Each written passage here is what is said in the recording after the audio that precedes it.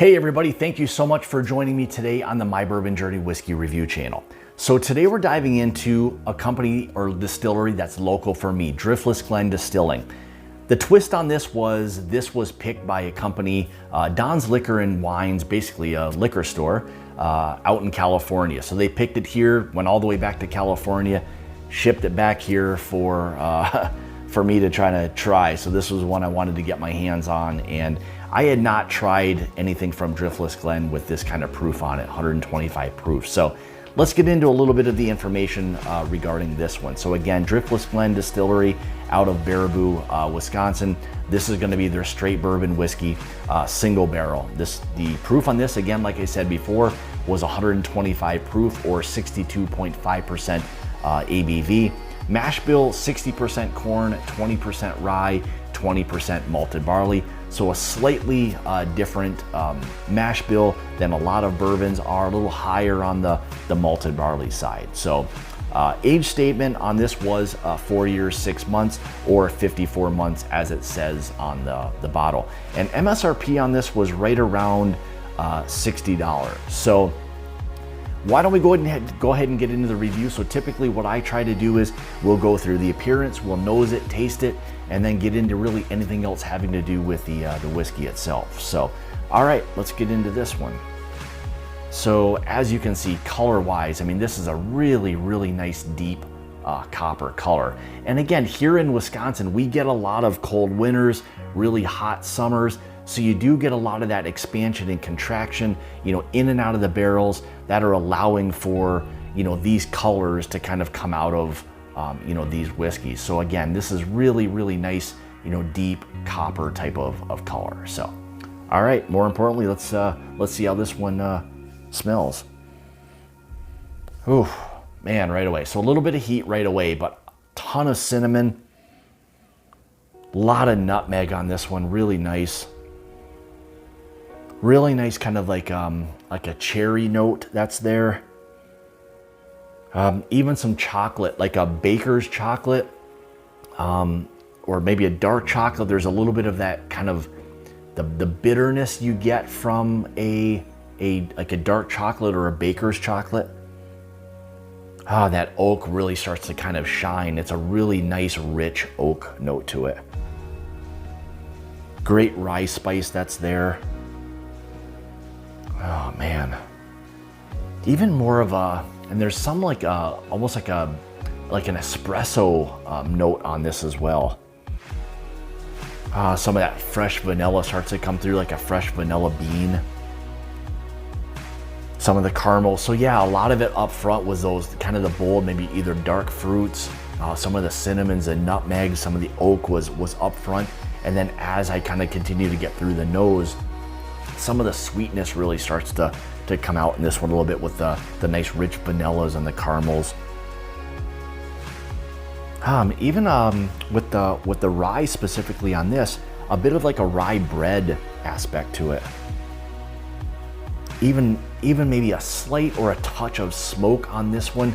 I'm guessing with the age that this probably has been stored in a smaller type of rick house that's getting kind of hot, that's pulling a lot of, you know, heat from this.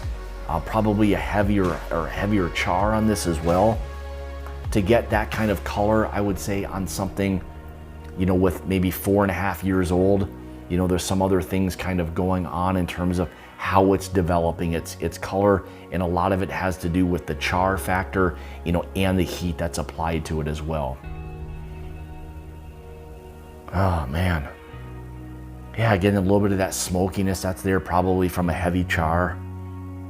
And then right there at the end, kind of a buttered cornbread type of aspect to that. Yeah, and as I moved it around the glass, it's very oily. I'm assuming that they're not chill filtering any of this with it being a single barrel. I don't think that they're doing much filtering other than you know, the normal kind of debris filtering on this. So, all right, let's see how this one tastes. Cheers.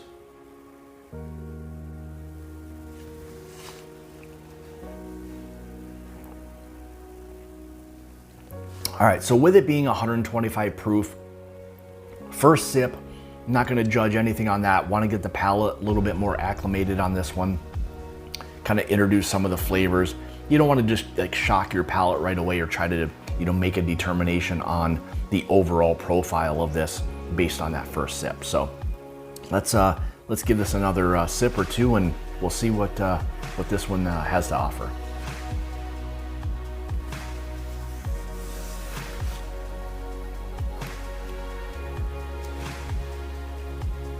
Wow. The amount of cherry and chocolate on this is very much, my first thought is what I typically get with like a Stagg Junior or something like that, where it's very heavy on the chocolates, the cherry, a lot of that. This is very much that right up front. Really, really nice, rich oak presence to this. Not over oaked by any means. Some of those vanillas, the caramels start to really kind of come out, but man, that lingering like chocolate and cherry is just like sitting there heavy on the palate. Again, like I got on the nose, a touch of smoke on this one a little bit. Some dryness, which you'd expect. A lot of times the higher proof bourbons comes with a little bit of dryness that's there, a little more tannic, so to speak. Again, some of those maybe baking spices. So you got, like I got on the nose, a little bit of maybe that cinnamon, nutmeg that's there.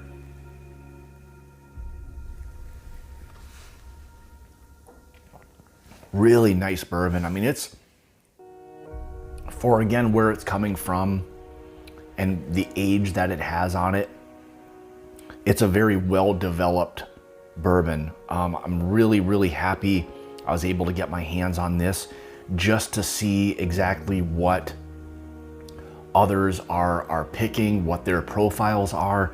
Not very often, at least in our area, do we see some of the single barrels, but with this kind of proof on them. So that was kind of one of the things that was very intriguing, was that it was a higher proof single barrel straight bourbon whiskey. So had a lot of the things I was kind of looking for. But going back to the whiskey, absolutely fantastic. I mean, how it's developed.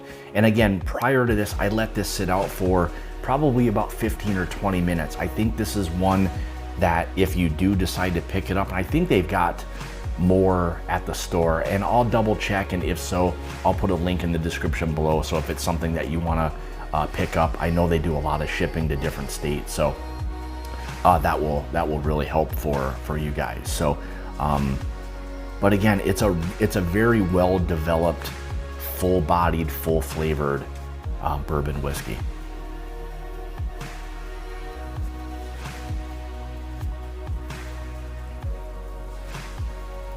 Yeah, even some more of those, like a little bit of dryness, again, that's there, so you kind of associate that with the leather. But aside from the cherry and the chocolate and all that, there's a really nice kind of like sweet tobacco note to it as well. That's kind of layered in there with the nutmegs and the cinnamons.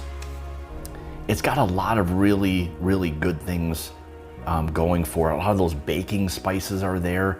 It's a really, really well-developed bourbon whiskey, one that I think a lot of people would really enjoy. If you like a good, full-bodied, high-proof bourbon, I think this is one that you're really going to enjoy. So again, I'll double-check to see whether or not they still have some at the store. And if they do, at the time of the making of this, which is the end of October of 2020, check the link, see if it's something that that they still have, and if so, and you like, it based on what I've described, hopefully you can kind of get your hands on one of these. But again, I think it's a fantastic bourbon.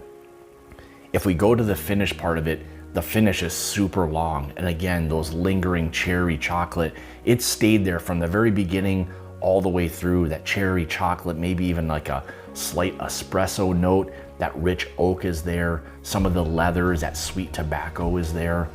The lingering spice, the nutmeg, maybe a little bit of that cinnamon that's there. A little bit of that cornbread, that kind of buttered cornbread is there as well. It's a really, really nice straight bourbon whiskey.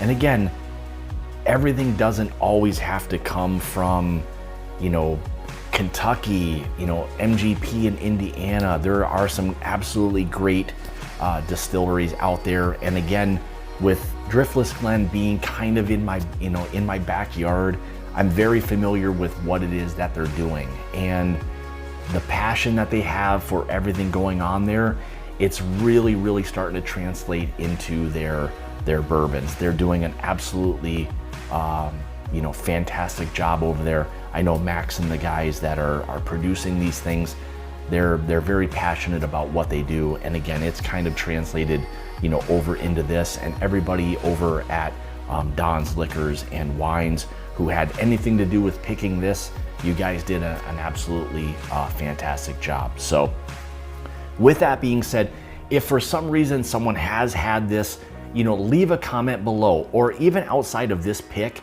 if you've had some experience with the Driftless Glen single barrels, their straight bourbon whiskey specifically, leave a comment below. Let me know some of the proofs that you've had, your thoughts, your experiences. I'm always interested to hear from people and, kind of how they're experiencing the particular bourbon or spirit or whatever it may be.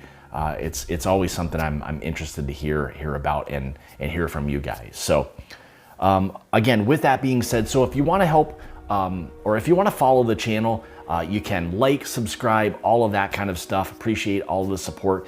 If you do want to support the channel, you can through my Patreon page, which I'll have linked in the description below. You can follow me on Instagram, Twitter, Facebook, all of those places at My Bourbon Journey. So with that being said, again, this is the Driftless Glen straight bourbon whiskey, single barrel store pick from Don's Liquors and Wines out of California. So again, I'll double check, make sure that they still have some. If they do, link will be in the description if you want to pick up a bottle. So, all right, everybody, thank you so much again for tuning into another one of my reviews. And remember, it's about the journey and not the destination.